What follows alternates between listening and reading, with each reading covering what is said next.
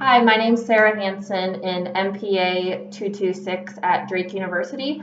And with my group today, we are going over the policy of food labeling. So I'm going to start with a history of food labeling and the policies that have started since the conception of the FDA. So many years ago, back in 1862, President Lincoln launched the Department of Agriculture and the Bureau of Chemistry. This was the first step with food labeling, and it was the predecessor of the Food and Drug Administration. Many years later, in 1906, the original Food and Drug Act is passed. This prohibits interstate commerce and is misbranded adulterated foods, drinks, and drugs. So this is the first step to food labeling and controlling what consumers see within the United States. That same year, in 1906, The Jungle was written by Upton Sinclair, which detailed the horrendous sanitary and working conditions in the meatpacking industry.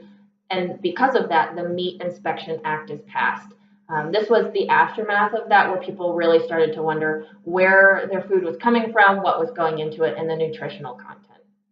In 1938, there was a revised and expanded Federal Food, Drug, and Cosmetic Act, and that was passed in 1938. The highlights of that include safe tolerances to be set for unavoidable poisonous substances, standards of identity, quality, and fill of container to be set for foods, and authorization of factory inspections. This again is starting the wave of the food industry where people were wondering what was in the food. It hasn't quite perspired yet to be labeled, but this is where people were starting to control really how the food was prepared and packaged. Fast forward a few years to 1962, President Kennedy proclaimed the Consumer Bill of Rights. Included in that are the right to safety, the right to be informed, the right to choose, and the right to be heard. And this was after there were many outbreaks of food making people sick. People were wondering what the cause of the illnesses were, and it was found that it was the food safety and packaging. During this time too, we saw a rise in people eating very, very unhealthy foods and being unaware of the nutritional content that was in their food. And so President Kennedy declared this a national crisis, and so this is how he chose to address that issue. In 1980, the Infant Formula Act establishes the FDA controls to ensure necessary nutritional content and safety. And then that same year, the USDA Food and Nutrition Information Center published the 1980 Dietary Guidelines for Americans. And then in this case, the guidelines were supposed to be updated every 5 years. In 1980, there were 7 simple guidelines for the nutrition. And then in 2005, there were 41 recommendations in a 71-page booklet. So it shows that the nutrition has come a long way since then. In 1990, the Nutrition Labeling and Education Act was passed, and that required all packaged foods to bear nutrition labeling and all health claims for foods to be consistent with terms defined by the Secretary of Health and Human Services, because there were a lot of different places that were putting different terms and words on their labels, and that often confused consumers and the FDA.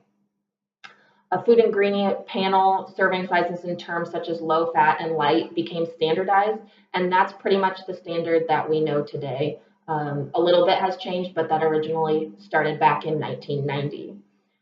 In 2003, there was an announcement made by the FDA that they require food labels to include trans fat content, and this labeling took quite a bit of time for it to go into effect, and it came into effect in 2006, and that term is still into effect.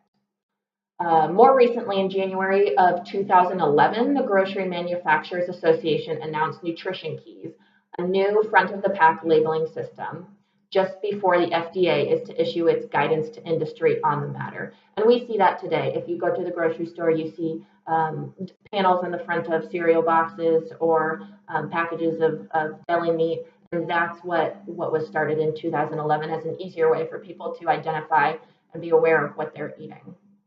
And then in 2014, in February, the FDA proposed sweeping changes to the nutrition facts label with more of a focus on calories, updated serving sizes that reflect true consumption, and a requirement to state the amount of sugars added separately from naturally occurring sugars. Because as food became more processed, people started hearing terms like no sugar, but there was actually sugar substitutes. And so this was the FDA's way of really allowing the consumers to be aware of what they were consuming.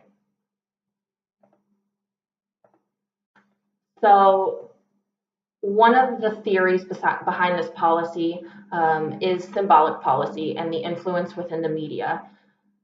Within symbolic policy, there's little material impact on constituents, and it appeals to people's cherished values. So within this policy, people want to be healthy, people want to be aware of what they're eating, and they want to eat whole, nutrient-rich food.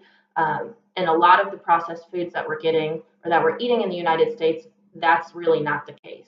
There's a lot of misconceptions with results of outcome when you hear words like all natural, multigrain, no sugar added, light, non-GMO. People think that they're eating really healthy things, but they're not. And that's because of the media and how the media is reacting to this policy. So the policy may seem more effective than what it actually is.